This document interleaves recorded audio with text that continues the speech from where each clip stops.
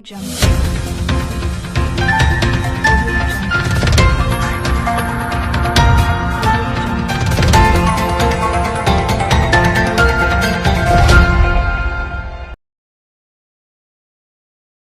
News കാലാവസ്ഥാ വാർത്തയിലേക്ക് സ്വാഗതം.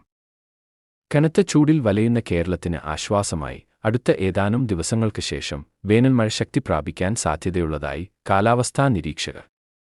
സംസ്ഥാനത്ത് നിലവിൽ ശക്തമായ ചൂടാണ് അനുഭവപ്പെടുന്നത്.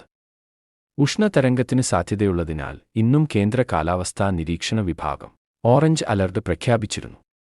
ഇന്ന് തൃശൂർ, പാലക്കാട് ജില്ലകളിലാണ് അലർട്ട്. ഇടുക്കി, വയനാട് ഒഴികെയുള്ള എല്ലാ ജില്ലയിലും യെല്ലോ അലർട്ടുണ്ട്.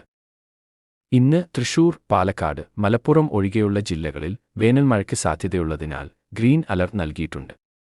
അതേസമയം സംസ്ഥാനത്ത് ഈ മാസം 29ഓടെ വേനൽമഴയിൽ വർധനയ്ക്ക് സാധ്യതയുള്ളതായി കാലാവസ്ഥാ നിരീക്ഷകർ അറിയിക്കുന്നു. സംസ്ഥാനത്ത് നിലവിൽ അനുഭവപ്പെടുന്ന ശക്തമായ ചൂടിനു കാരണം കർണാടക, മഹാരാഷ്ട്ര ഭാഗത്ത് നിലനിൽക്കുന്ന എതിർച്ചുഴലിയാണ്. അടുത്ത ഏതാനും ദിവസങ്ങൾക്കകം ഇത് ദുർബലമാവുകയും ഇതോടെ കേരളത്തിൽ മഴയ്ക്ക് അനുകൂലമായ സാഹചര്യം രൂപപ്പെടുകയും ചെയ്യും.